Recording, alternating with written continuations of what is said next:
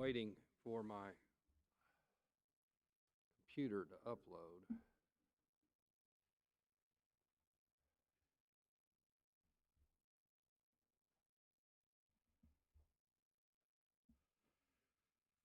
All right, let's call to order the Board of Regents. There is quite an echo here, which will be very distracting. Can anybody help us with that? Can you all hear that, or am I?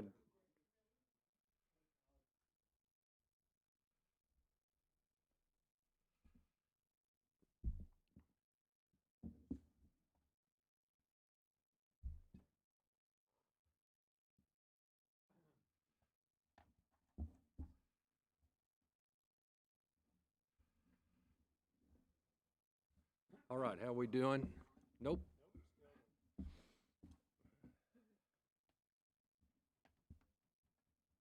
Yeah. Yeah, I got it. Well, don't we have to come out of executive session? Testing, 1, 2, 3.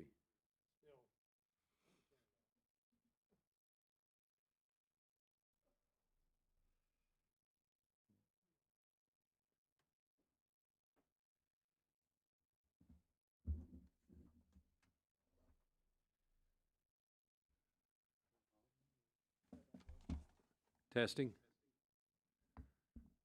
Do we need this for the video portion of it, or can we just speak up?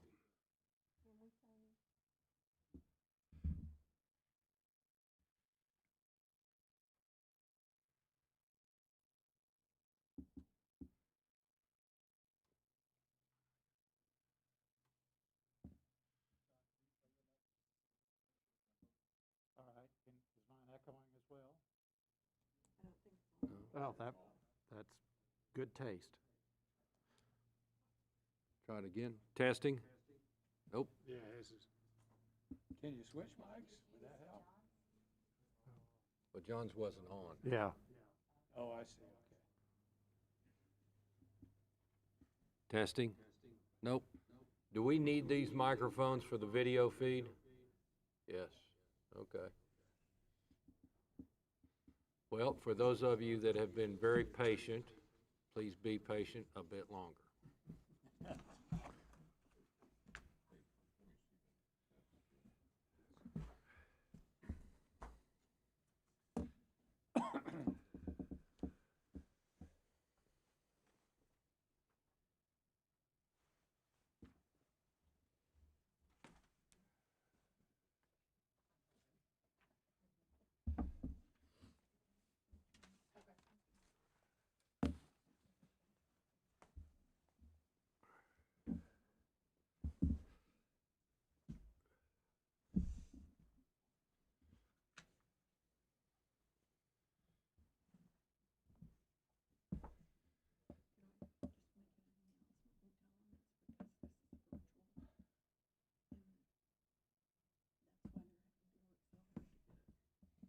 I'll do that in just a second.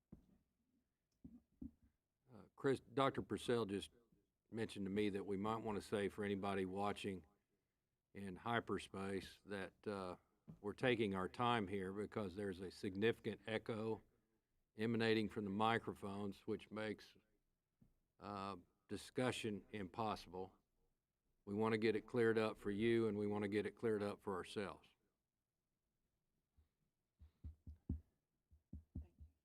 Thank you.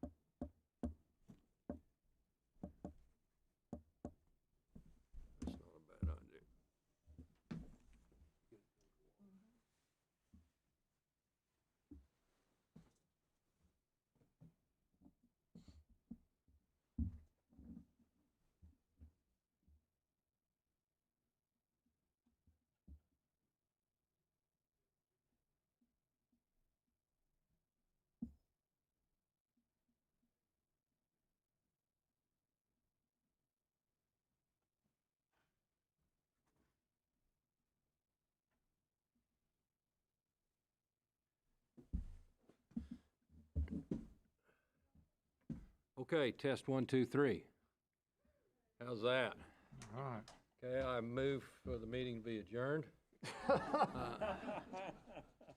I'll need a motion to come out of executive session, please. Mr. Chairman, I move that we return to public session from executive session. Do I have a second?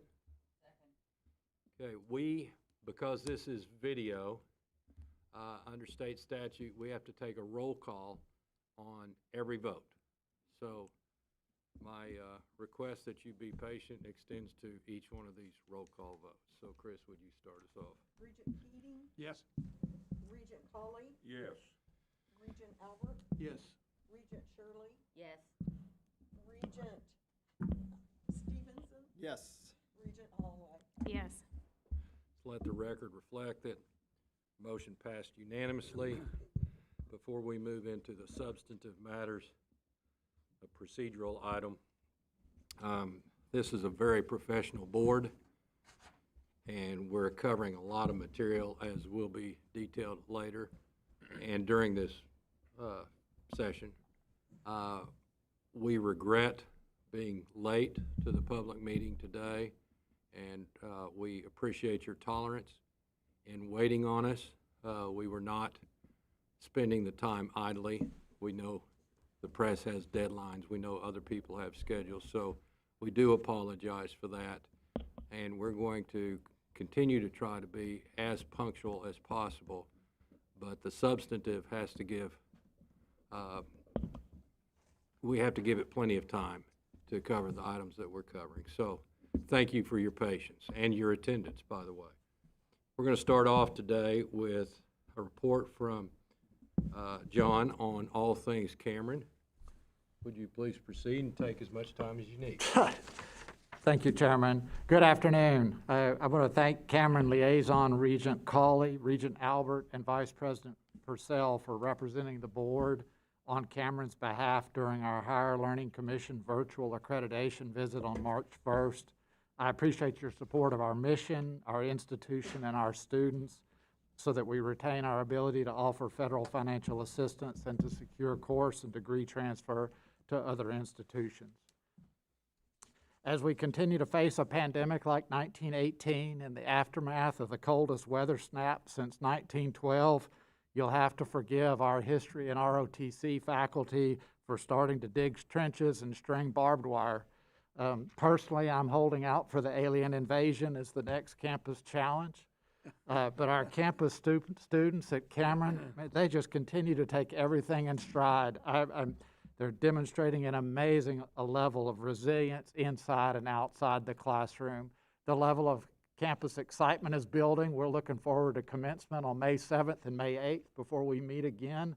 By that time, we'll add another 500 to 600 Oklahoma graduates to the workforce in this state, and we're really looking forward to those events. We're grateful for the additional federal support we've received through the Coronavirus Response and Relief Supplemental Appropriations Act.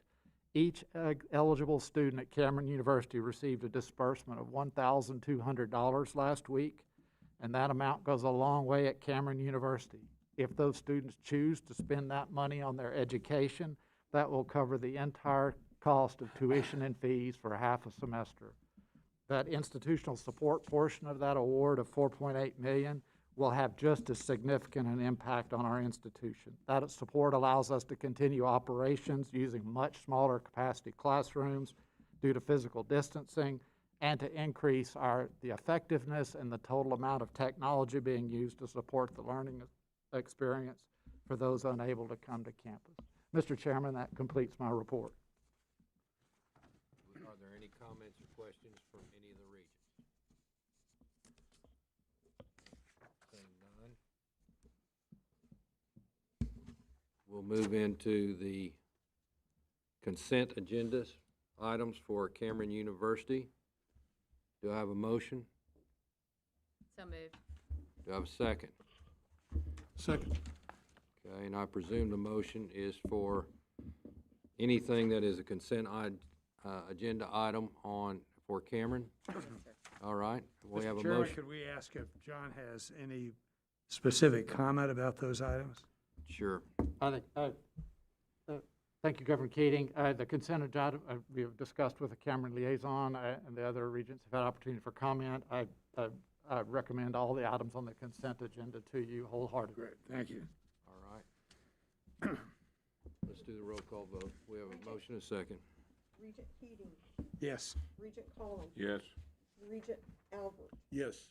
Regent Shirley, Yes. Regent Stevenson, Yes. Regent Holloway, Yes. unanimous. All right, let's let it the record show that all the consent items passed unanimously. Are there any action items? I'm looking through my iPad, and I don't. I have one. Okay, there's one. John, would you please introduce it? Certainly. I think, recommend to the board, Audit, Tax, and Compliance Services. We recommend BKD LLP to provide audit services for the university, our OMB Circular A133, and our public radio station. They will also do our NCAA agreed-upon procedures report. This was, the vendor was selected jointly with OU and Rogers State University. We appreciate the board's guidance in helping us pick a good auditor to recommend to you. Do I have a motion to approve? So moved. Do I have a second? I'll second it then. All right, let's do the roll call. Regent Keating, Yes. Regent Colley, Yes. Regent Albert, Yes. Regent Shirley, Yes. Regent Stevenson, Yes. Regent Holloway. Yes. Let the record reflect, passed unanimously. President MacArthur, is there anything else you'd like to say before you head back to Lawton? Safe travels to each of you, and thank you for your time over the last 2 days. I much appreciate it. Thanks, John. Thank you for your work, John. Well done. President Rice, would you join us?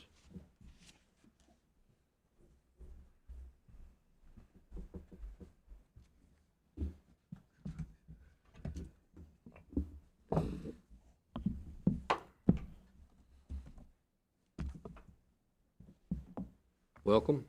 Thank you, Chairman. It's a friendly crowd out there. It is a friendly crowd. All right. Would you like to give your report, please?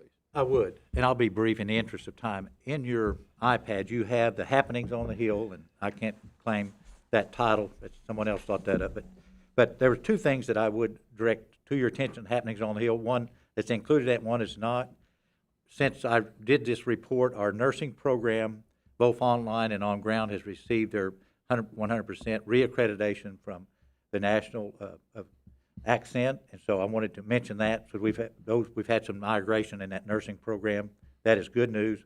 And then I would, on the happenings on the Hill, the one that I would point out is we hosted a COVID clinic vaccine because we had a pandemic agreement with the state health department prior to the word COVID being in everyday vernacular. So we were issued 500 vaccine vials to administer to faculty, staff, and students in compliance with Phase 1 and Phase 2 of the guidelines, and we have completed that, and in 28 days we will receive another 500 or so vials. And so just wanted to make that notion and bring it to the public's attention that we're doing good things. Our faculty and staff are doing good things at Rogers State, and that completes my report. All right, we have, it appears to be 2 consent items. Do I have a motion? So moved. Do I have a second? Second. Roll call, please. Regent Keating, Yes. Regent Colley, Yes. Regent Albert, Yes. Regent Shirley, Yes. Regent Stevenson, Yes. Regent Holloway. Yes. It also appears that there are 4 action items. The first is disposition of real property, 1825 Military Road. Larry, is there anything specific you'd like to say about that? Only that this is surplus property. It was donated about 4 years ago, and the donor's aware and approves of our intent to monetize this and use the finances elsewhere. Do I have a motion? So moved. Do I have a second? Second. Okay. Roll call, please.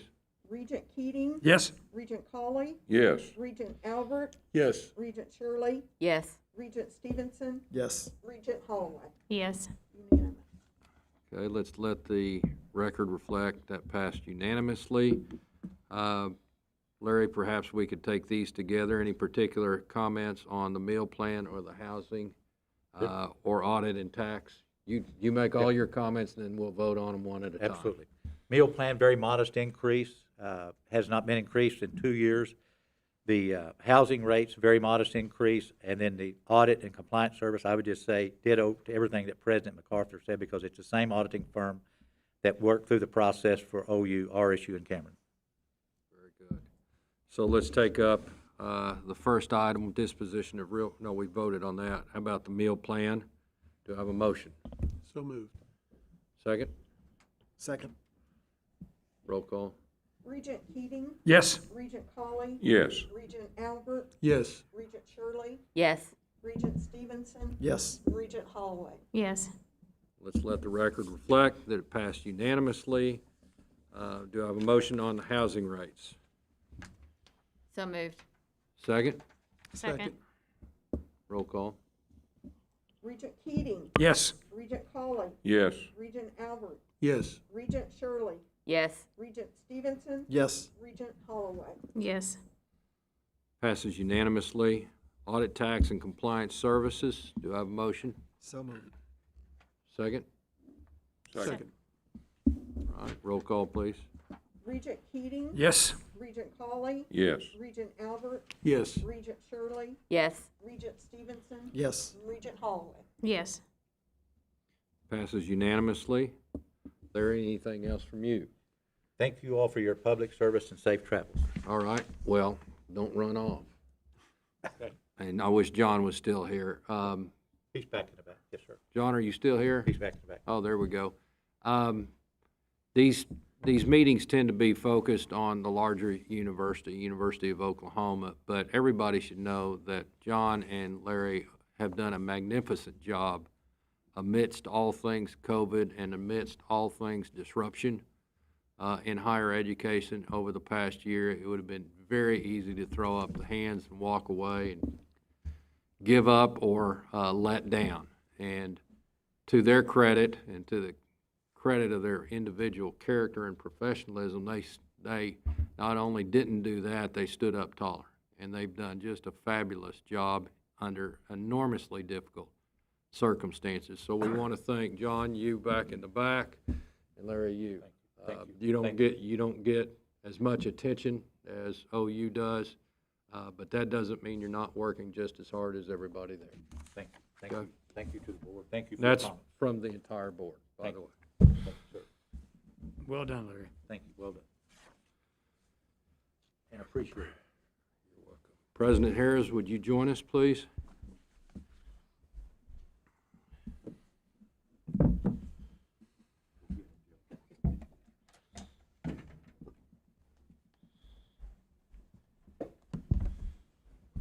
Welcome. Thank you. Would you like to report on the University of Oklahoma, please? Absolutely. I want to thank everyone for being here, beginning with the board. 2 days of meetings and a tremendous amount of work, and it is making a difference, and we see some critical elements of that in this agenda and where the institution is going. I certainly want to thank OUHSC for once again hosting the meeting here. I was looking outside and I realized there's some storm damage out there from October still when you look at the trees. And since the last time we were together here as a group 5 weeks ago, we decided to have, at that meeting we were talking about the ravages of the pandemic, which continue, but since that last meeting we've also had another winter storm that was another epic storm that struck us. So it seems in a year we've seen it all. It was, tomorrow marks the 1 year date for the first case of COVID diagnosed in Oklahoma. And so with that marker, there is a lot to reflect on, a lot to think about, and a great deal of appreciation for this campus we're on right now, which sits at the front lines of doing battle with that pandemic. I also want to thank, as an oversight, but Amy Bradshaw, who is here representing Norman Campus Faculty Senate, and Carrie Cornelson came in, who is the Faculty Senate Chair-elect, who has Amy's back right now. But I want to thank you all for being here. I want us all to think about what's taken place over the past year and how hard everyone's worked. I know we've talked about it at past meetings, but during this winter storm, the most recent storm that came through, when you look at the people from the various campuses that literally slept at work, not during work, but while working, they would take pauses to get some level of rest. And facilities management, housing, food services, campus safety, OUPD that's represented here as well. That is just such incredibly hard work, and just I don't want us to rush past that and express certainly our gratitude for them. So in a year that has brought so much damage and so much carnage, and we know that it is not fully relenting, I do think that there is spring on the horizon in many senses. And when you look at at the news we've heard this week, it is incredibly encouraging, right? For the first time now, since that diagnosis a year ago tomorrow, we have noticed that every adult that wants to receive the vaccine should have access to the vaccine by the end of May. I mean, that is profound news that is welcomed by everyone. And obviously, there are many precautions to continue to take, but spring is on its way. And that is remarkable and exciting. And it allows for some good news, which is a welcome change for all of us collectively. And as we look forward to graduation, we're going to have graduation this year. The plan, and all of these carry the caveat, obviously, that change could occur. But right now, our plan is to have our graduation in person. Now, it will have safeguards in place. It will have distancing and masks. But so many of our students, this is such a huge milestone in their lives. And just think about it for the families involved. We weren't allowed to have it last year in person. And so this year we're going to celebrate the 2020 grads and the 21 grads. 22% of our students are first-generation students, first in their families to receive a college degree. And so we'll have the opportunity to be in person to celebrate those. Individual colleges, most will be in the stadium. Some will not be, so please look for those individual colleges and their graduations. But it is something that is incredibly exciting, and I'm certainly thrilled to announce. As we look towards the fall semester, we've made this announcement, but it's worth stating again here, our plan is to go back this fall fully in person. Now, obviously, we'll have safeguards in place. We'll be careful. We know that if circumstances change, we will deal with that. But the great news is that is our plan. And I know a subject of some interest as well is what happens with the football stadium. And our answer is right now we are planning on going back to full capacity with safeguards in place and the discussion we had before about if circumstances change. But these are exciting. They are driven by the ability to have the vaccine distributed and hopefully for continued good news to follow. But let's be clear, we follow the science and we will be studied and careful about that as well. The research momentum, a lot of schools are pulling back and have pulled back during this time period in the research space. You'll see from the agenda that we are up a little bit, which is good news. GeoCarb continues to drive that forward. Barry and Moore, who we all know, is the architect of that and also the PI. They've begun the building and the testing of the flight instruments, in addition to the scientific research that's going into it and the operations capacity at OU. NASA, over the next months, will then return this back to us for the responsibility once the GeoCarb is in orbit. So exciting news on the research front. You'll see in this agenda item 21, we have up for consideration the Freshman Housing Master Plan. For those of you who all live there, I certainly lived there back in the 80s. The towers right now were built in the 60s, in the mid-60s. And so what we are endeavoring to do is to go on a multi-year plan to replace those. And so in this agenda is the selection of the architect, one of the very first critical phases in this to work on the phasing options, the siting, the infrastructure issues that attach to that, housing configuration, construction documents, and the construction administration. So we're looking at about 3,350 beds that will be replaced as over this time period that will be worked on by the architect. We will replace the towers that are presently on campus. So that is certainly exciting news. Also, when you think about the work that this board is a critical part of, one of those that we've been working on is how do we move our strategic plan forward? Once it's developed, how do you move it forward? And an element of that to be a truly great public research university in today's world, to have both excellence and affordability, you have to have a world-class fundraising operation called university advancement.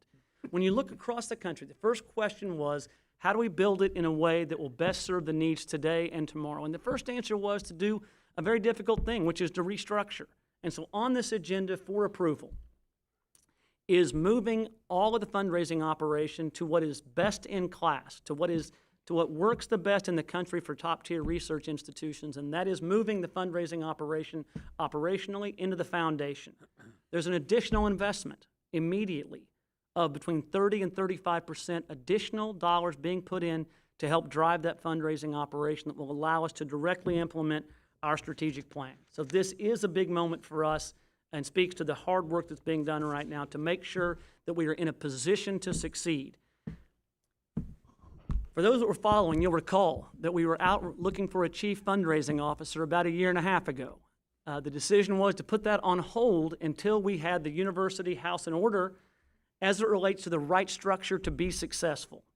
The belief was that if we put the right structure in place, we could attract a truly national caliber talent to this position of chief fundraising officer. We went through this process, restructured the entity, and are so proud to announce that Amy Noah will be joining us as the vice president in charge of our advancement operation. She is a remarkable talent and is a perfect example of if you do the hard work, you can bring in truly a talent that can help transform the institution. Amy comes from Purdue, Purdue Research Foundation, Purdue University. She spent from 2013 to 2020 as the chief fundraiser, the principal in charge of fundraising at Purdue. Purdue has had an incredible run during that time period. She was at the helm. They had a 7-year Ever True campaign is what they called it. They raised $2.5 billion during that campaign and had a record-breaking $517 million year in 2019 under her leadership. She did many things that were critical. In addition to leading it, created a Purdue Giving Day, which in one day raised $41.6 million. So bringing that kind of talent in to help drive our strategic plan forward to achieve our purpose of changing lives is what has to be done. And when we talk about does hard work pay off, does getting the structure correct make a difference, this is a perfect example of why discipline, hard work, and structure matter. And being able to attract top talent like this is the way that we achieve these dreams that we have to fundamentally impact lives.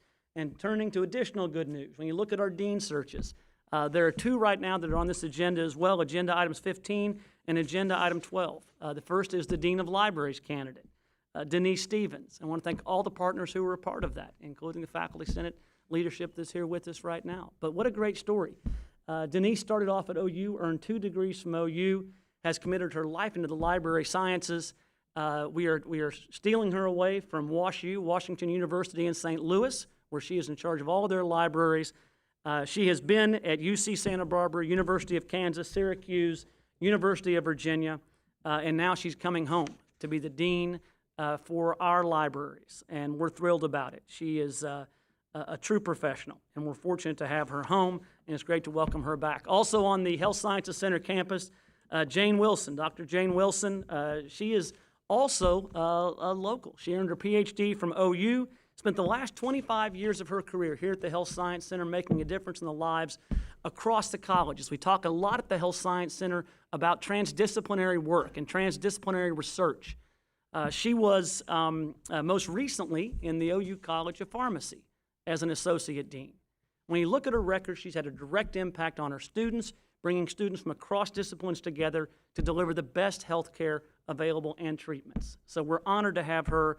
She's a true collaborative force and someone that understands the importance of educating the whole student, both their minds, of course, their talents, but also the way they interact with patients and other students. On the agenda items 5, 6, and 10 are 3 important annual items that we cannot overlook. We obviously ask for confidentiality in terms of the names so we can surprise the recipients at the appropriate awards, but it is the celebration of our incredible faculty and staff, and most, and certainly notably in that, the distinguished professorships, the presidential professorships, and the Regents Awards for faculty and staff. So a lot of great news. It seems in so many ways that spring truly is here. Grateful to be here. That is a summary of the items in the agenda. Happy to address each one, but appreciate y'all's time. Very good. Thank you, President Harris. I think we'll go ahead and move the consent items, and then we'll have committee reports before the action items. So do I have a motion on the consent items? So moved. Second. Roll call, please. Regent Keating, Yes. Regent Colley, Yes. Regent Albert, Yes. Regent Shirley, Yes. Regent Stevenson, Yes. Regent Holloway. Yes. Let's let the record reflect that all the consent items passed unanimously. What we're going to do for the benefit of those in attendance and those watching virtually is have reports from Board of Regent Committee chairpersons. We've not done this in the past, but it's time that we do it to give you more flavor of what's going on in our meetings and at the University of Oklahoma. Joe can't report on everything. These are specialized committees assigned because of their areas of expertise and intelligence. They've been working extremely hard over the last 12 months. We completely reformatted this program this week last year, and they've just done great work. And it's very much appreciated from the chair's position. So why don't we start with Finance and Audit. Regent Shirley? Thank you, Mr. Chairman. The Finance and Audit Committee has a very broad charge, but can be boiled down to the simple statement that matters that can impact the financial condition of OU and HSC, Cameron and Rogers State, will come before the committee. First, I want to thank the committee members, Anita Holloway and Eric Stevenson. They have put in countless hours over the last year to really bring the Finance and Audit Committee to the place that it is now. The committee now meets monthly and more often as necessary. What you may not realize is that OU alone is a medium-sized city with the need for all of the attendant features: police, street and roads, housing, utilities. And that's even before we get to our primary mission of education. And each one of those areas has its own financial implications. Now, while the financial information of the university has always been knowable, beginning with President Gallagher and ably pressed forward by President Harris, there's been significant attention paid to the financial information being meaningfully understandable and accessible by leadership, the Board of Regents, and the public. One of the first changes that was made by the committee was to create an annual calendar of all of the areas that needed to be addressed. Some items, such as the overall financial condition of each entity, gets reviewed each month. Other items are considered quarterly or biannually, such as the deferred maintenance situation, enrollment, and housing, and yet others, such as the external audit and the composite financial index, are considered annually. And then there are regular deep dives into a particular topic that are conducted. Recently, we have considered areas such as athletics, debt load, and fees. As a standing matter, each campus now provides a committee with a summary of key financial highlights each month. This gives the committee instant insight into the financial condition of the campus and highlights the areas where we need to dive deeper.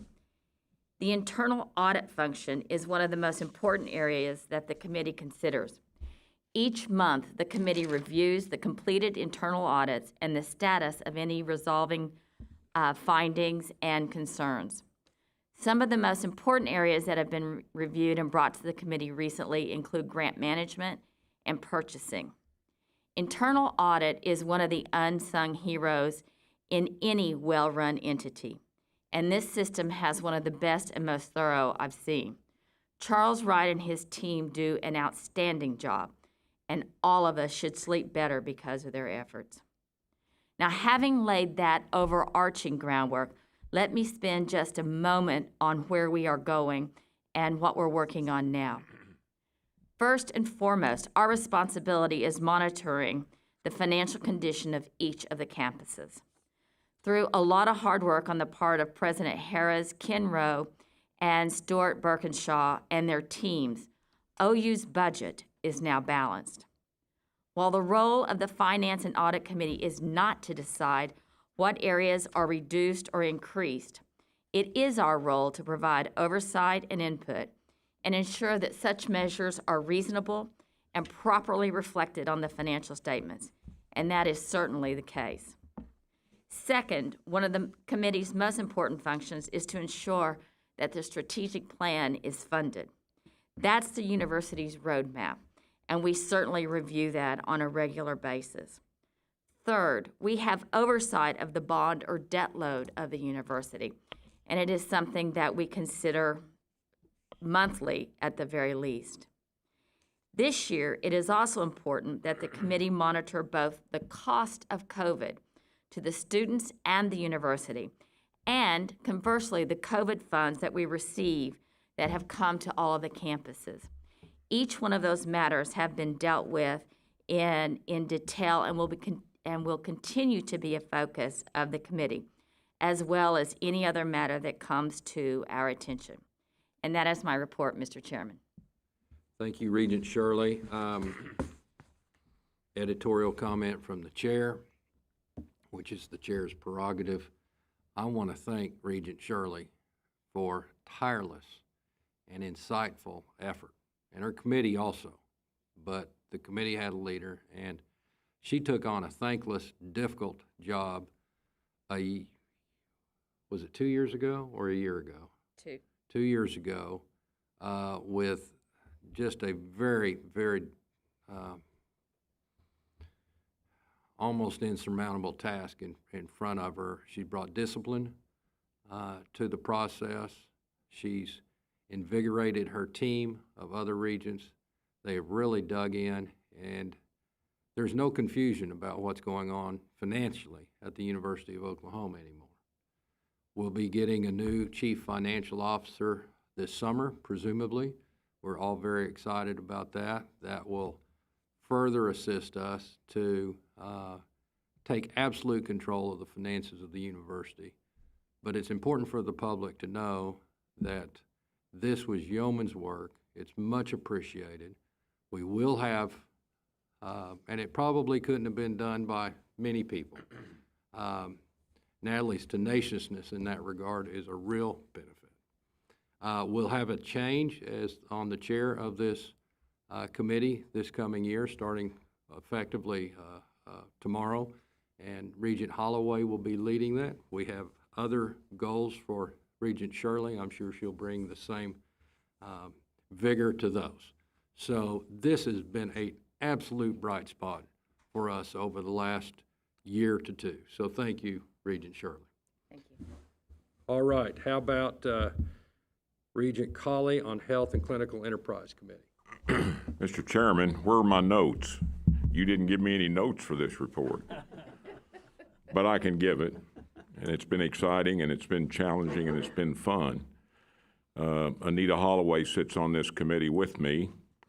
We have active interaction with President Harris, our General Counsel, Anil Galahali, and our Provost at the Medical School, Jason Sanders. So that's the team.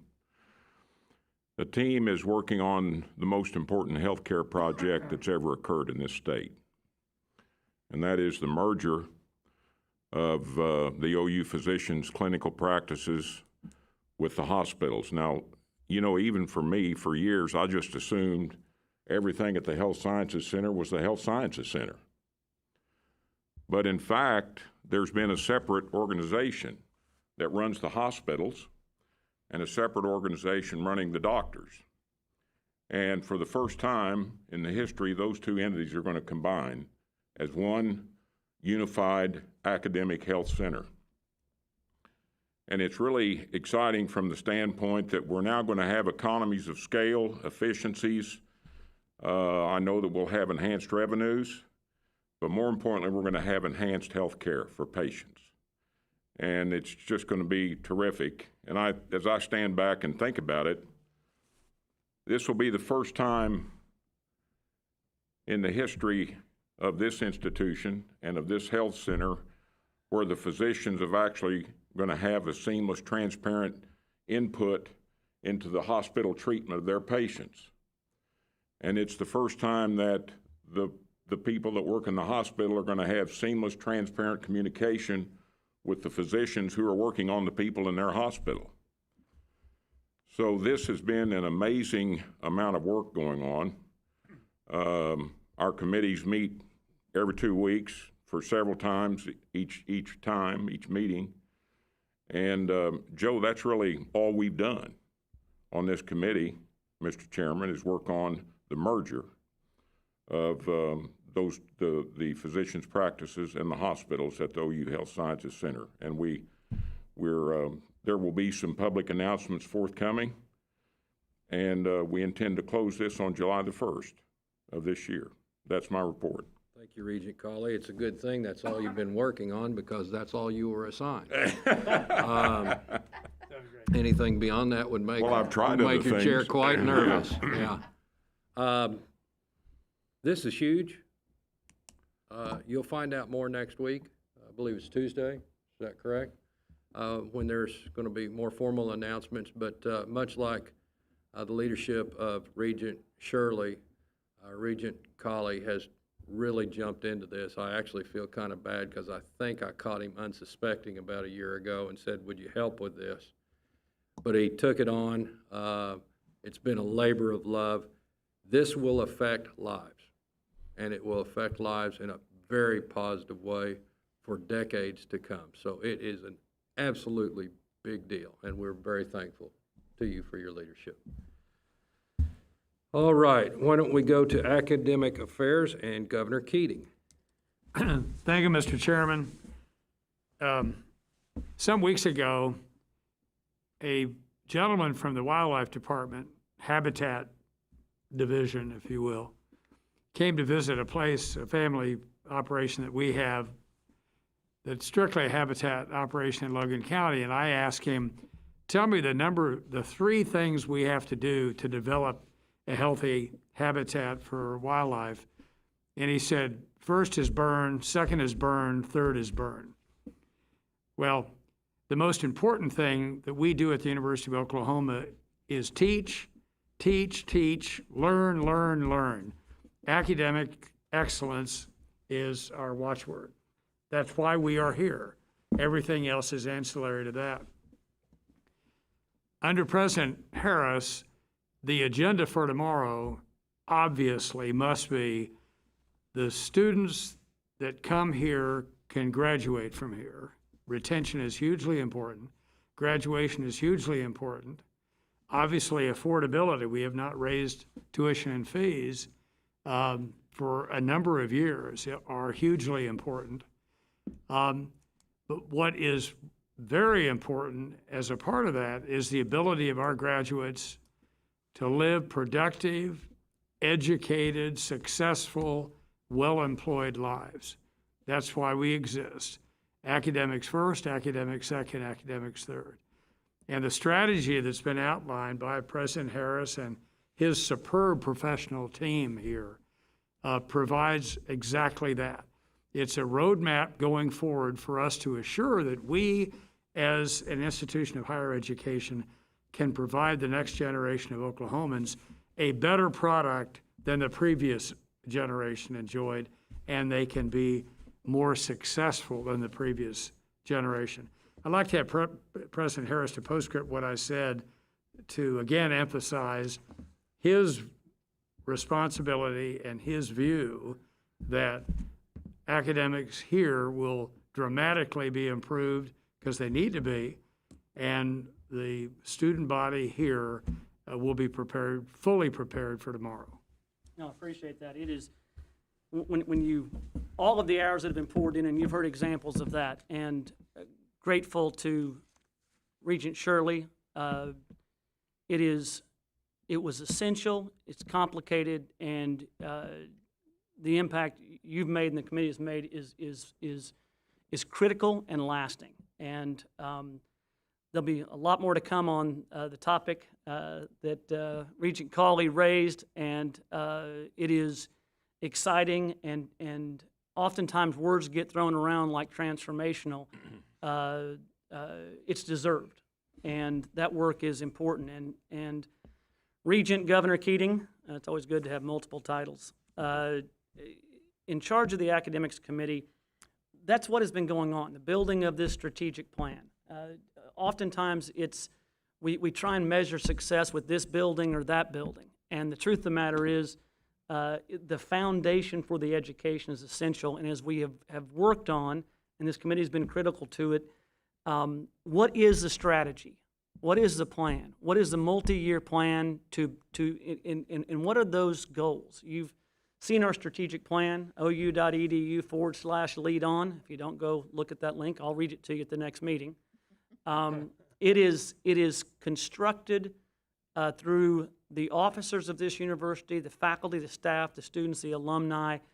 The leadership and driving force to ensure all of this has taken place is the board, and it starts and ends with the academic component.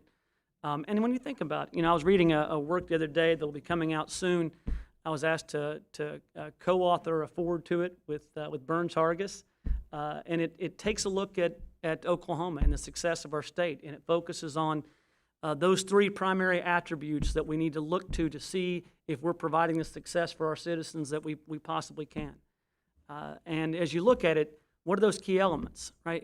It's the health care of that populace. It is the education of that populace, and it is the economic well-being of that society. When you think about how do you impact that, how do you truly change lives? And the answer is those are the three key criteria that are looked at as you measure whether or not a state and their people are moving forward. And as you look at that, absolutely essential to that is that you have true top-tier education, not in word or hyperbole or platitude, but that you can actually demonstrate that. And here we are at the Health Sciences Center. And the idea of the care, right, at the Health Science Center, it is the education and the training, it is the research, and it is the clinical, the patient care that takes place. It is those three coupled together. And so as you look at it in its highest form, for us to move forward, we have to have a premier healthcare institution, which has to be a comprehensive academic integrated health center. You have to also have a true top tier, as measured by objective criteria, AAU caliber public institution that is both excellent and accessible and affordable, that meets those pillars that we have. And it begins and ends with education, and the work that's been done around this table has laid the foundation for us to succeed, and we're grateful. All right, thank you. I'm going to deliver an abbreviated report because I have some other comments later in the meeting on the Administration and Operations Committee and the Facilities and Properties Committee. Those are so interrelated that they're going to become one going forward and then redivided in terms of responsibilities. But there are a number of things those two committees deal with in terms of administration. As the chair of the Administration Committee, Joe and I and others in the executive staff talk routinely, sometimes as many as multiple times in a day. That's not all that often because it's their job to run the university and our job to run the oversight of the university. But when time is required, it's given. And that does take some time, especially with a worldwide pandemic. In terms of facilities and operations, we have 354 buildings at the University of Oklahoma alone on 3 different campuses. Plus you add in Cameron and Rogers State, and the number approaches 400. Those buildings require maintenance and upkeep. The University of Oklahoma's high water mark has not been, over the past number of years, taking adequate care of those. So we're spending a great amount of time dealing with deferred maintenance issues as a committee, and we're going to accelerate that going forward. Big numbers are involved. We'll figure out the finances, but it's going to take a lot of attention to put the campuses in the position they should be and reward the students with facility and faculty with facilities that they deserve. So we spend time doing that, and we are paying great amount of attention to it. On the other hand, for the same reason, we have 354 buildings. The question becomes, do we need 354 buildings now and in the future? The answer to that is uncertain. We don't know right now, but what we have commissioned a study of, and it's more than a study, it's a plan, is to look at every piece of property owned by University of Oklahoma, have that by professionals that do this every day for a living, bring a report back to us and give us advice on that which we need to keep, that which we don't need to own, any changes in terms of structure of how we deal with these buildings, et cetera, et cetera. It's just a real estate master plan. This has never been done before, University of Oklahoma. So although it's not cutting edge in the world, because this is regularly done, it's a new thing for us. It's going to take some time to do that, but it's another example of the things going on to take care of our base. Be known as OU Health, and you've seen that sign, but that's what the one entity is going to be. And so we're going to have one administrative body administering all of these people, and we have a national search underway to identify a CEO who has had. But in the meantime, we have action or agenda item number 15, Dean of University Libraries. Joe, is there anything you want to say in addition to what you've already said? No, just couldn't be more pleased with this recommendation. All right, do I have a motion? Yes. Second? Second. Chris, will you take the roll? Regent Keating. Yes? Regent Colley. Yes. Regent Albert. Yes. Regent Shirley. Yes. Regent Stevenson. Yes. Regent Holloway. Yes. Let's let the record reflect unanimous approval. Agenda item number 16, substantive program changes. They've been published. Joe, anything to add to that? I would take items 16 and 17 are standing items. They certainly could be entertained at your board's discretion as a single item on substantive and non-substantive program changes. We don't, I'd like to take them together, but I don't want to run afoul of any laws that we could run afoul of, so let's take them one at a time. On items, agenda item 16, do I have a motion and a second? So So, second. All right. I'm just gonna, Chris, I'm just gonna nod at you from I'll now do on, it. okay, I'll do all it. right. Regent Keating. Yes. Regent Colley. Yes. Regent Albert. Yes. Regent Shirley. Yes. Regent Stevenson. Yes. Regent Holloway. Yes. President Harris, any comments on 17? No. All right. So moved. Second? Okay. Regent Keating. Yes. Regent Colley. Yes. Regent Albert. Yes. Regent Shirley. Yes. Regent Stevenson. Yes. Regent Holloway. Yes. Agenda item 18. Understanding we can't take them up collectively, I'll just get the both comments out of the way. Happy to answer any questions. Our provost for the health sciences is here to answer any questions. Both these are program modifications for two programs at the Health Sciences Center. Do I have a motion on 18? Yes. Second? Regent Keating. Yes. Regent Colley. Yes. Regent Albert. Yes. Regent Shirley. Yes. Regent Stevenson. Yes. Regent Holloway. Yes. Motion approved. Number 19, please. Motion and second. So moved. Second? Regent Keating. Yes. Regent Colley. Yes. Regent Albert. Yes. Regent Shirley. Yes. Regent Stevenson. Yes. Regent Holloway. Yes. Unanimous. Number 20, is student it. activity fee. President Harris? You bet. This is the annual item. A lot of work goes into this. Dr. David Surratt is here. He carries a lot of titles too. Dean of Students, Vice President of Student Affairs, also teaches. Any comment on this, David? A lot of titles, short answer. You could probably learn something. So moved. Second. Okay, great. Second? Regent Keating. Yes. Regent Colley. Yes. Regent Albert. Yes. Regent Shirley. Yes. Regent Stevenson. Yes. Regent Holloway. Yes. Unanimous. Item 21, motion and second, please. So moved. Second.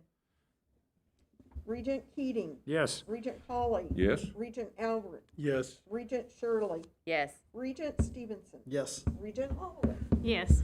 And Joe, I got ahead of myself. Did you have anything to say about that? It's incredibly exciting. It's been due for a while, and we're excited about it. Appreciate the consideration.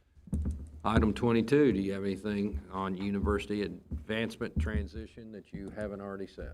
This is the essence of the structural change about which we spoke. Chris?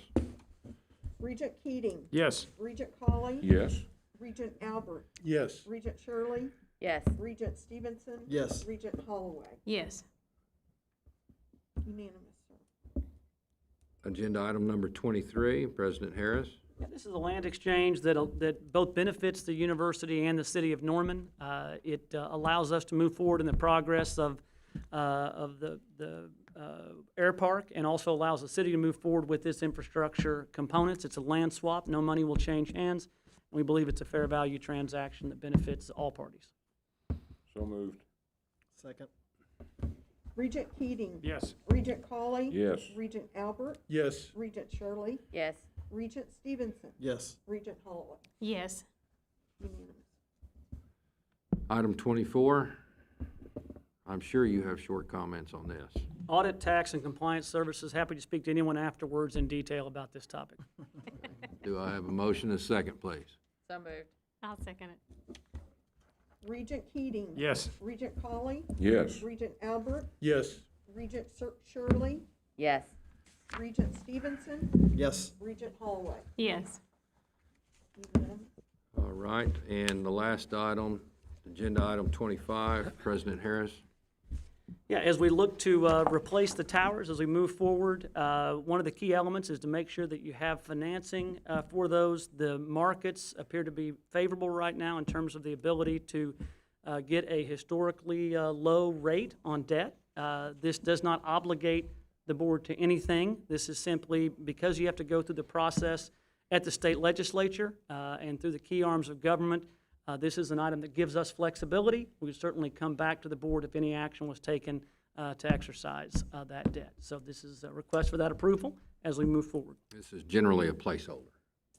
It is, and a necessary step if we'd like to access the markets. As everybody knows, you can't do that overnight, so that's what we're doing. All right. Oh, yeah, we do need to have a motion. Thank you, Chris. She's so good at watching out for us. Do I have a motion and a second? Motion, yeah. Second. Regent Keating. Yes. Regent Colley. Yes. Regent Albert. Yes. Regent Shirley. Yes. Regent Stevenson. Yes. Regent Holloway. Yes. Unanimous. All right. Is there any other business from the Board of Regents? Any new business? No. All right. I'd like to make a few remarks. They'll probably go a bit longer than you want, but perhaps they're necessary because it's been a year since we changed leadership on the Board of Regents, and the public deserves a very clear picture of what's been going on. None of it is simple. It's all very complex. It's made more complex when the world is in a pandemic, which we've been in, as President Harris says, essentially since 1 year ago tomorrow. So the world has changed, but your Board of Regents has not changed. We have been focused in a very disciplined way on staying the course despite all the distractions.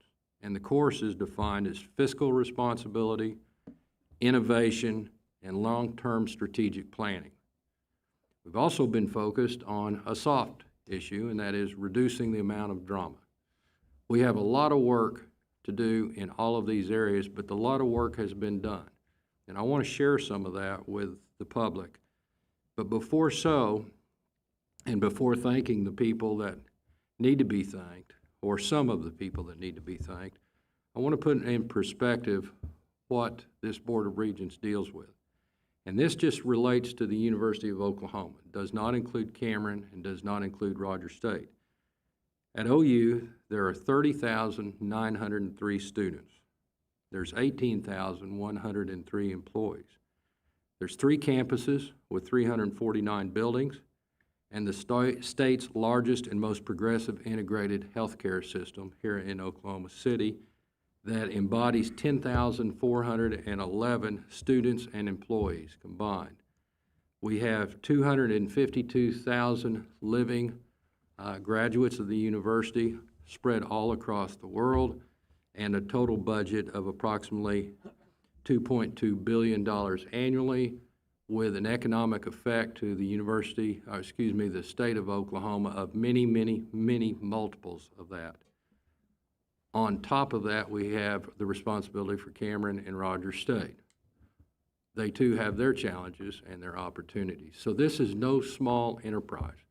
And that's sometimes lost in the public discourse, that it's about one thing or the other. We don't have that luxury as a Board of Regents. We deal with all of these things, and it's a big task. We all volunteered for this, and we're all proud to be here. But it illustrates that anytime you're looking at what's being done, or conversely, what's not being done, you have to consider the entire context of what we're working on. Our job is to assist management in running the business. Not that we run the business, but we help set strategic direction and make sure that management stays within the guardrails of that. I'm very pleased to say they've done a magnificent job of doing that. So there are some things that are not bright line things. They're under the radar things that this Board of Regents has done over the last year, and I want to elaborate on them. They're very important, but they don't get any attention because they don't need any attention. And they're not in a particular order, but they're kind of. First, we historically have not had a relationship with the press. Not good, not bad, just not one at all. I'm really pleased to say that, I'm really pleased to say that we've got a relationship with the press now, and it's good. The press has dealt with us over the last year in a fair and objective way. They fulfilled their journalistic mission in doing that. They've asked tough questions.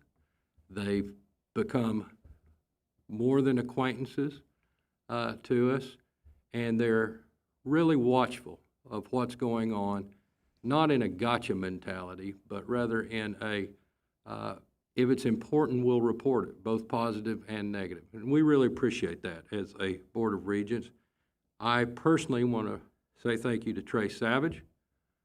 He and I had quite a conversation about this about a year ago, and I can tell you, never been more impressed with a journalist than I have in the way that he has dealt with us over the last year, and Trey, I really appreciate it. The relationship between the board and the staff. I haven't been on the Board of Regents for decades, so I can't speak to this with authority, but there always appeared to be an arm's length transactional type relationship between the executive management of the university and the Board of Regents. While we will fulfill our fiduciary duty, and we'll do it vigorously, we have a relationship with executive management, and it's not only good, it's great.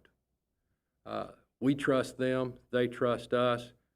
We keep an eye on each other, not for the opportunity to pick on something that didn't work, but rather to garner opportunities for the university and all those that are involved and take advantage of those.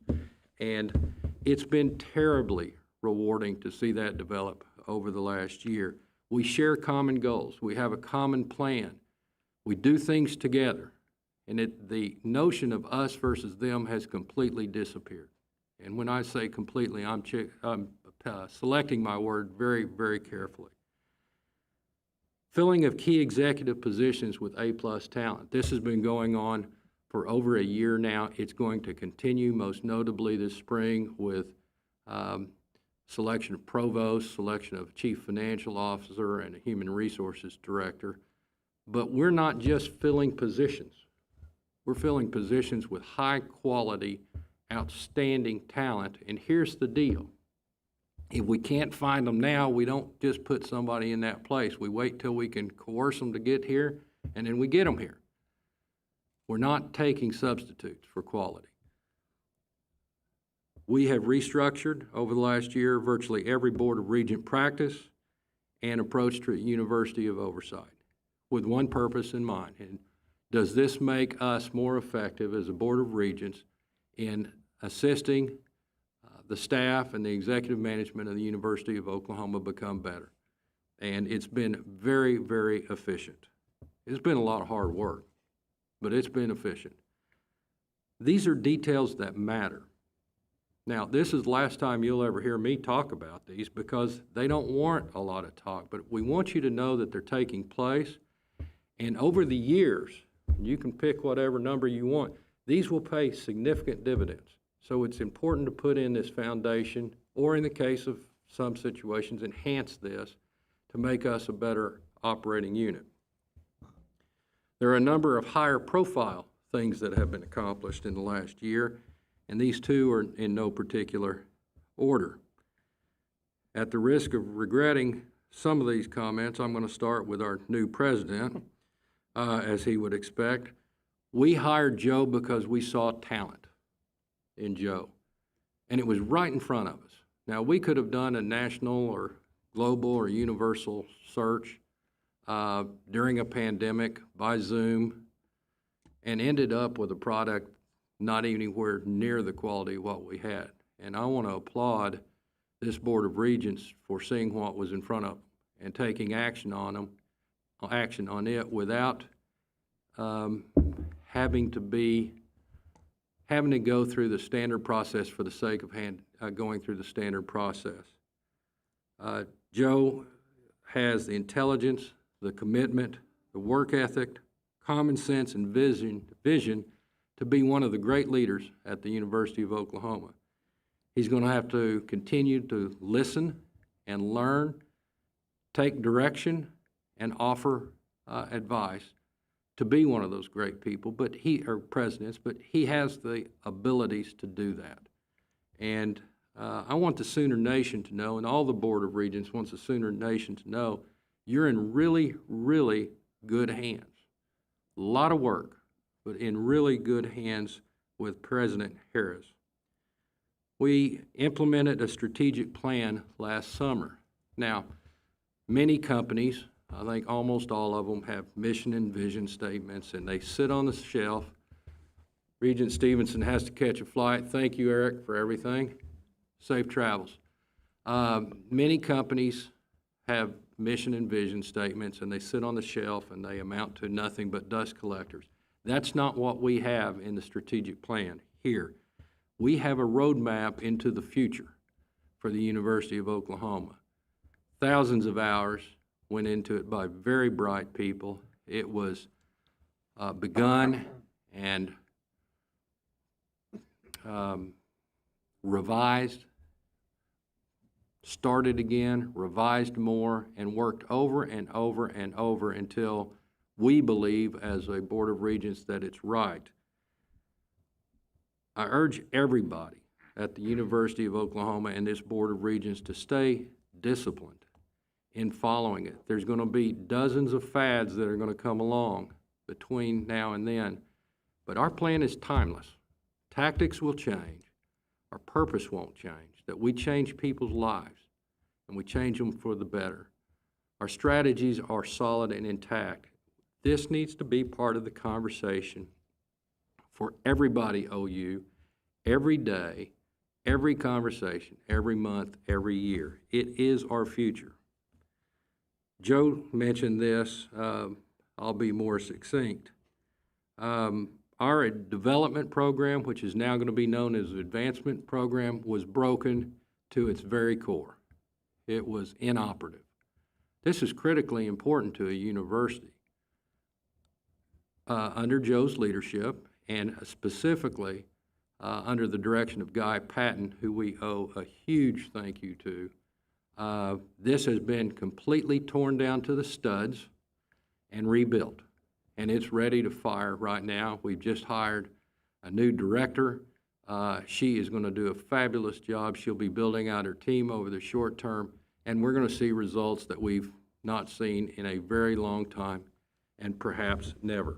This was no small enterprise. It took well over 15 months to get this up and going, torn down and rebuilt, and a magnificent job was done. You've heard a lot about the Health Sciences Center. I was told that I can't say much about it, so I won't, other than that this is transformational, as President Harris said. There is going to be a lot of detail coming out on Tuesday about this, so I will defer to that. I'll have some other comments about health in a minute. But like these other things, these are big deals, and this one is a huge deal. As to our students, let's not forget them. This fall and this spring on campus is not perfect, but I'd be willing to guess from personal observation it's a lot better than taking class in mom and dad's basement.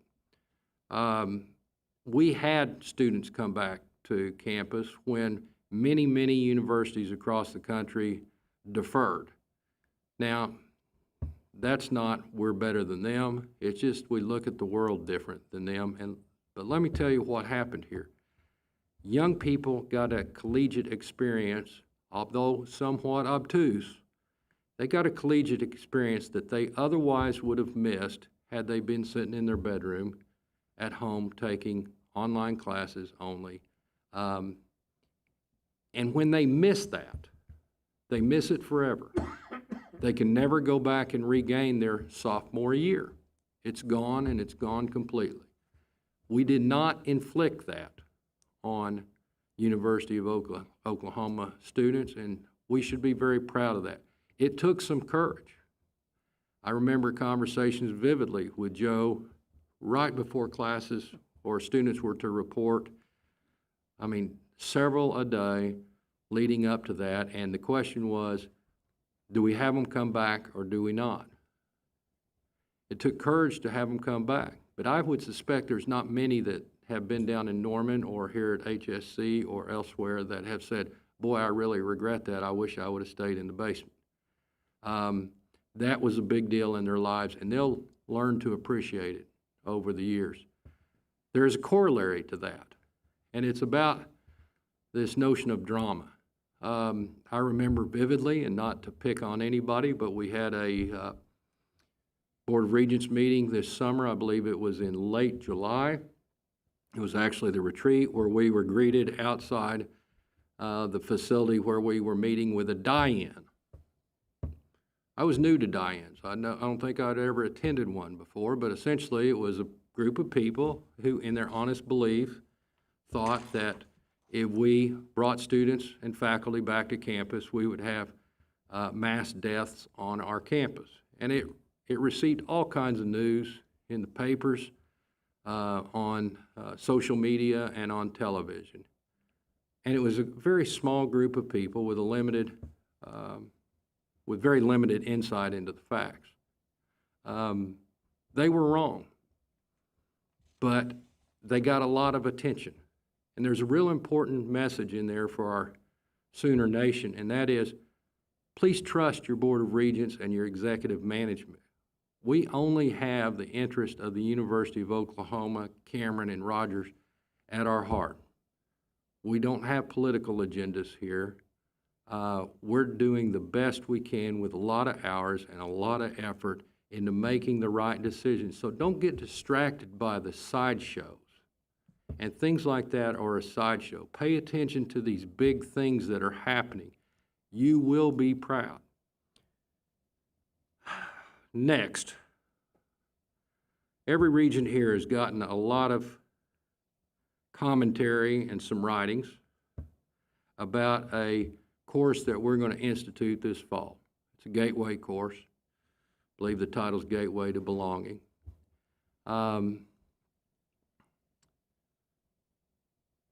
People have been very supportive. Other people's not so much. I want to tell you about that course.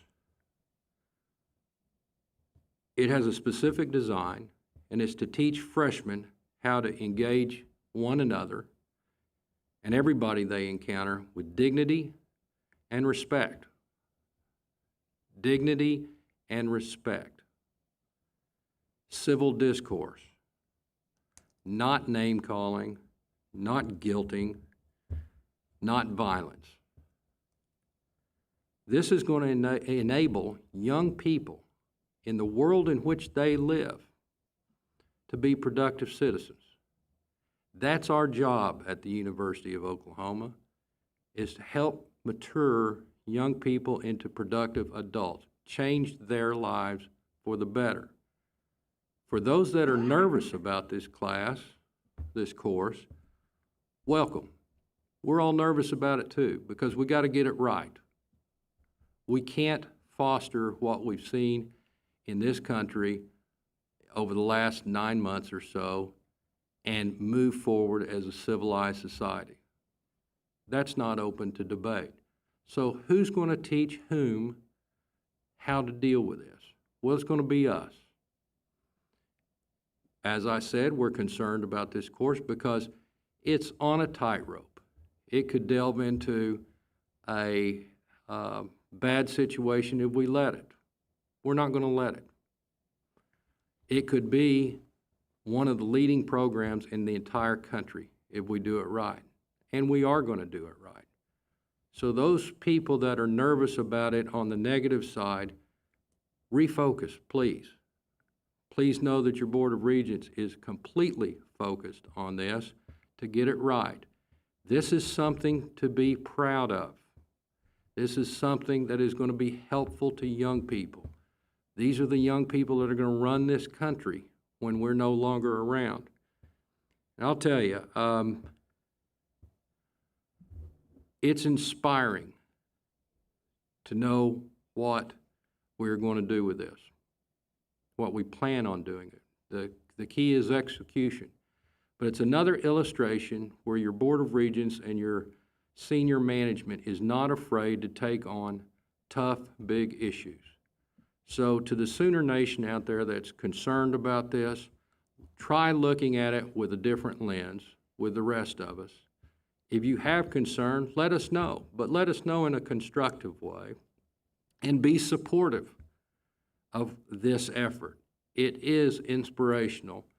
And about this time next year, we'll know from the students, who are the ones that actually are taking the class, whether it's a good thing or not. So let's let them have a say-so in this also. All right. There's some other things that are going on that are really good that I can't say anything about. It's heartbreaking, but our lawyer says you can't say anything. So as much as I hate following his advice, I'm going to. There is one final matter that is a bit of an offset to these good things that are going on, and there's no way to soft shoe around it. So in my style, I'm just going to tell you what it is. And I hope you reporters are paying really close attention out there. I hope folks at the Tulsa World are paying attention. I hope the folks at KWTV and the other TV stations are paying attention. Nolan Clay, I hope you're out there listening. This is a big deal, and it has the potential to be a bad deal. This is what we have in our health system at OUHSC. We have Oklahoma's most comprehensive and specialized physician group. We have Oklahoma's only National Cancer Center Institute. We have Oklahoma's only Level 1 Trauma Center. We have Oklahoma's only comprehensive freestanding pediatric hospital, and Oklahoma's only Level 4 NICU. That's important. We're not a rich state. We don't have a comprehensive health system in this state, but we have an opportunity to have one through OUHSC, and we're this close, that close to doing things that are amazingly beneficial to Oklahomans, not just people at OU, but Oklahomans. But we've got an impediment, and that opportunity is in jeopardy in part because of our friends at Blue Cross and Blue Shield. This is a company that is well respected in Oklahoma. I've been on Blue Cross Blue Shield plans in the past. I've always enjoyed that coverage. But during a period when they're making record profits and when their executives are being paid enormous bonuses, they're not negotiating with us in good faith. And that often is a matter of opinion. It's not very debatable here, and let me tell you why. They're not being transparent with the public about it either, by the way. Let me tell you why it's not really debatable. We've got hardworking, really bright medical staff at OUHSC, and we have a number of insurance companies that pay them for their services. Blue Cross and Blue Shield pays, as compared to those, all the others, all of them. They pay our physicians 30% less. So for one insurance reimbursement, they get 100 cents on the dollar of what they ultimately have negotiated and charged. With Blue Cross and Blue Shield, they get 70 cents on the dollar. That is simply unsustainable for the University of Oklahoma and the citizens of Oklahoma. It's completely unsustainable. So we have been living under this situation for about 4 years. We've gone to Blue Cross and Blue Shield in a polite and dignified way and said we would like to close that gap and have you on par with everybody else. Blue Cross's response to that was to give us a formal bid that said, not only do we want you to stay at 30% below market, we want you to now move to 35% below market. You could say this is a business problem, but let me tell you what it really is, and how it plays out. And I hope you're listening closely in the press. The most chronically ill children in the state of Oklahoma, whose parents are taxpayers and loyal Oklahomans, don't get coverage. If they're under a Blue Cross and Blue Shield plan, when we gave them notice that we wanted to renegotiate, this is what happened. At the proper time under the contract, which I believe was in the last 2 weeks, they stopped payment on dozens of our most chronically ill children, and we had to move them out of the hospital to other locations, including out of state. And I'm not talking one. I'm talking, I don't know the exact number, I don't remember it, but it's a number of infants that didn't get health care because of this dispute. Now, that's real life, and that's where we are. I've negotiated a lot of things in my life, some successfully, some not, but this is just a plain old bully tactic. That's all it is.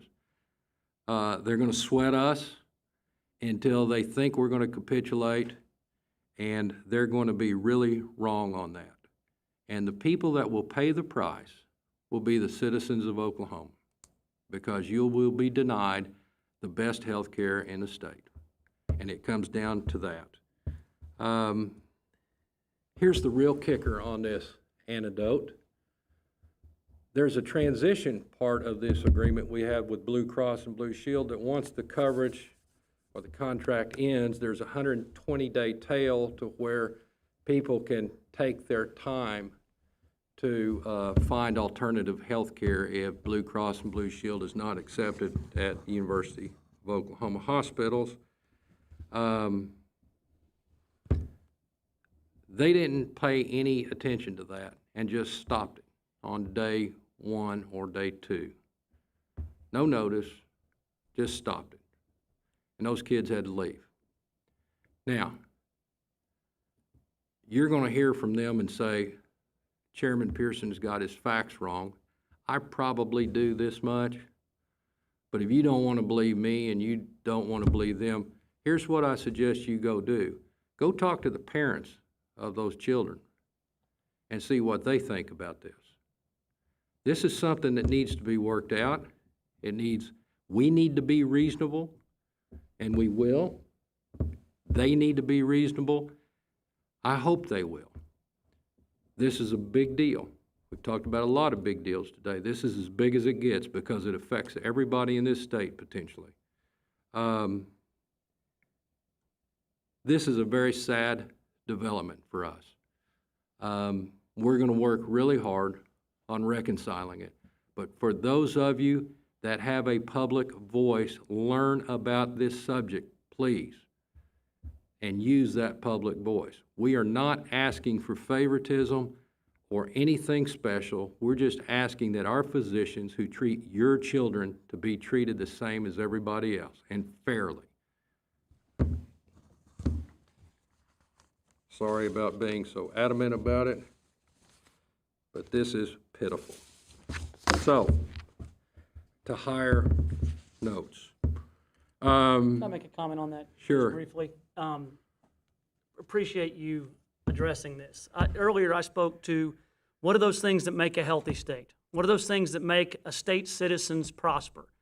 And it's education, it's healthcare, right?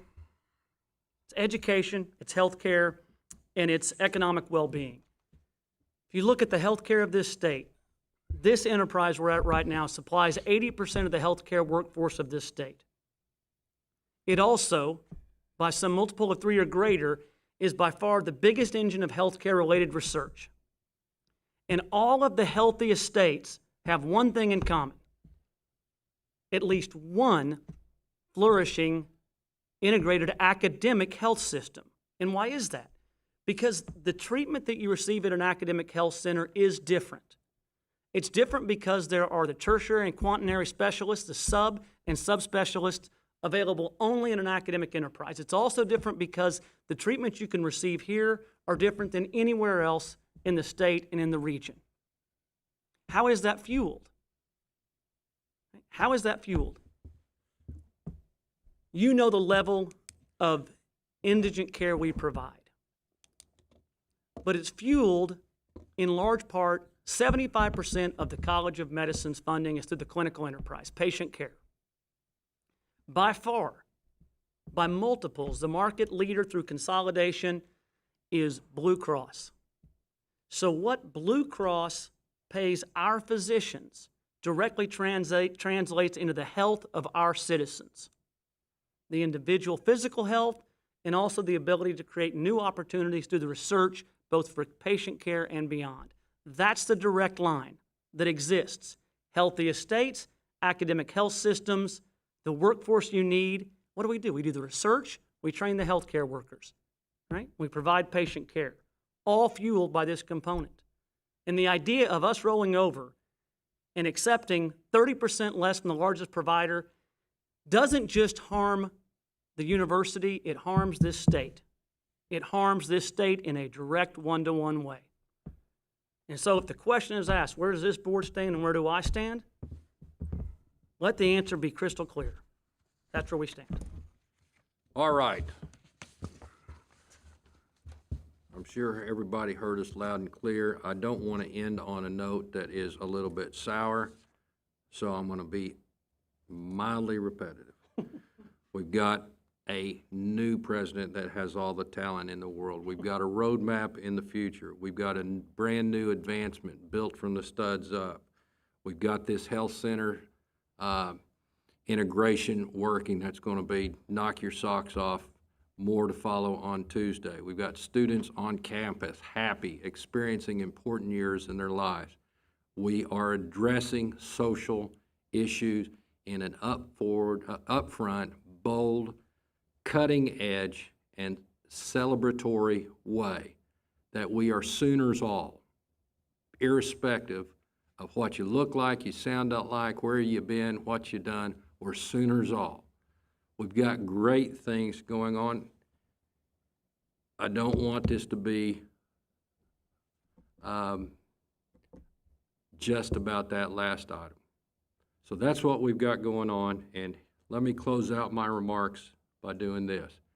There's a lot of people to thank here, and we don't ever say thanks publicly. It's been a year since we've had this type of conversation, so I want to run through some names, and I promise you, 100% certain that I'm going to leave somebody out, and you have my advance apologies for that, but late nights are late nights. So a couple of surprise names to start off with. Our old friend Rainey Williams.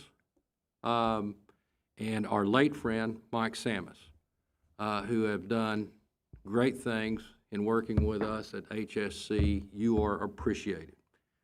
Guy Patton for your work on advancement.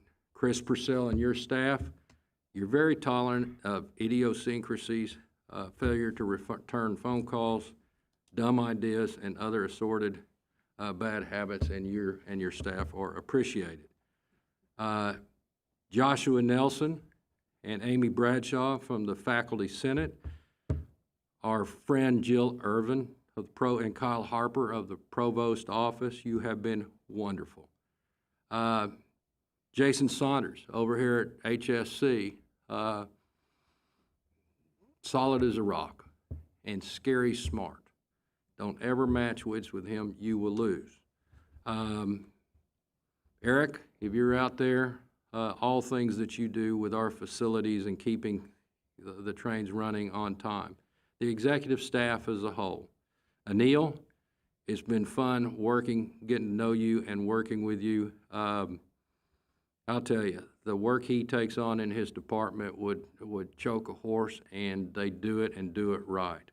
He's been instrumental in this HSC thing. John and Larry, I've already talked about you. Governor Stitt's office has been very supportive, and the legislature has been supportive. We need you to be more supportive. We're not just wandering around without a plan out here anymore. We got a plan. Help us fund the plan. But you have been there for us, and we appreciate you. To 99.99% of the Sooner Nation, thank you for your encouragement. It's rewarding to talk to you, those that will dig in and listen to what we're actually doing, as opposed to soundbite fans. You know your university's headed in the right direction under good leadership at the executive level and the Regents level. So thank you. For those that you want to send hateful letters, we appreciate you too. But I'll just tell you, as a matter of persuasion, starting any conversation or letter with "How dumb are you?" is not necessarily the best way to cooperation. But it is always worthwhile to hear from everybody. We're going to stay the course as a Board of Regents. We want you to stay the course with us.